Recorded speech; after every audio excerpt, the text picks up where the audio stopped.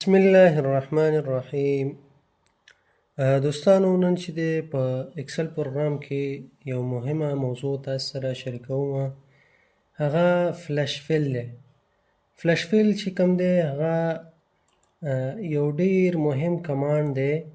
کیدای شي داسې ځینې استعمال او د استفادې وړ ځایونه ولري چې تاسې ورباندې نه پوهیږئ. دا یو ساده کمانډ نه دی. زه تاسو ته د دې استعمال 8 قسمه ځایونه ښیم چې مونږه په 8 قسمه ځایونو کې ورڅخه استفاده کولی شو. تاسې به ټول دا وګورئ. ویډیو دقیقه وګورئ چې تاسې ښه ورباندې پوه شئ. لومړی مثال دا دی چې تاسې کله غواړئ نوم او تخلص مو یو سیل کې لیکلی جدا کوئ، نو تاسې به راشئ دلته ولیکئ. فرضاً زه لیکم چې علي خان. دا مې ولیکه. تاسې به دا سلیکټ کړئ. سلیکشن نه وروسته به دلته راشئ فیل ته. فیل کې چې دی فلش فیل باندې کلیک کوئ.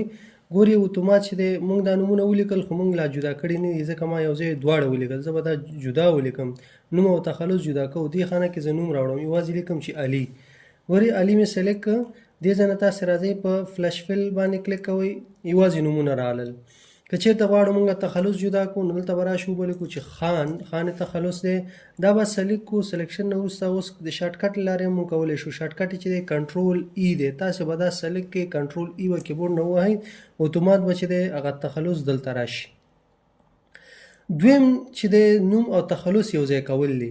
غواړئ فلش فیل په واسطه تاسې نوم او تخلص یو ځای کړئ، نو دلته به څه وکړئ تاسې. زه به لږ داسې د هغه کومه چې تاسې ته بیا سم معلوم شي.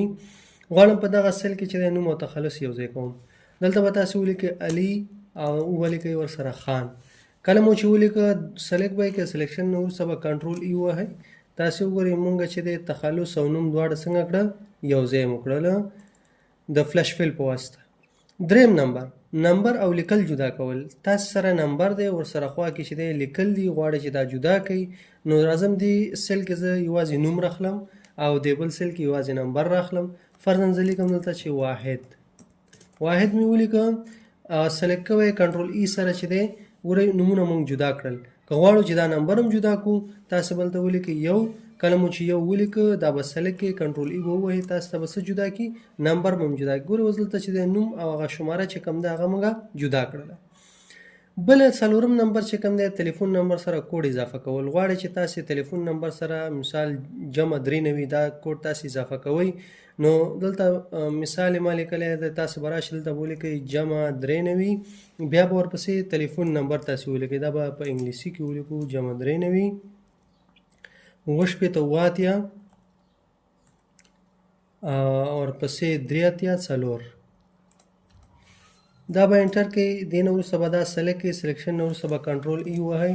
ګورئ اتومات به ټول نمبرونه هم راشي او نمبر سره چې کوم دی هغه جمع 93 هغه کنټري کوډ به هم راشي.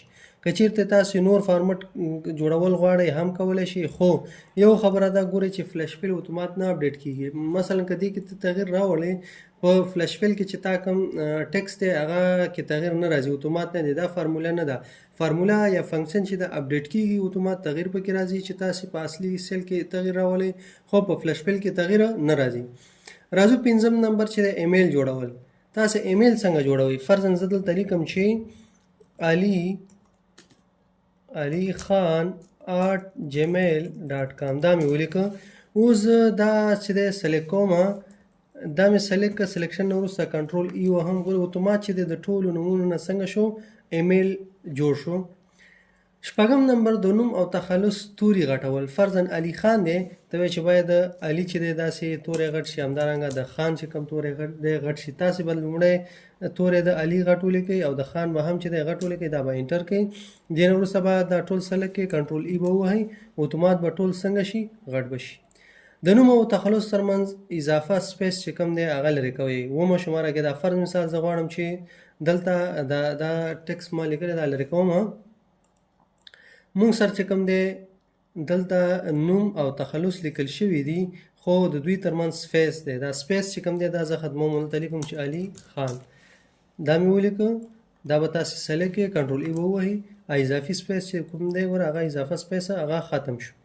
اتم نمبر چې دی وروستی د کرنسي فارمټ برابرول. مثال تاسو غواړئ دې سره افغانۍ ډالر یورو ساين راوړئ نو تاسو به څه کار وکړئ؟ دلته به ولیکئ فرضاً زه غواړم چې زر او سپیس ورکوم AFN دا ورسره باید راشي. نو دا به تاسو سلیکټ کړئ، سلیکشن وروسته به کنټرول ای ووهئ، اتومات به دې سره څه راشي؟ د افغانیو سمبول یا کرنسي سمبول چې دی دا به ورسره راشي.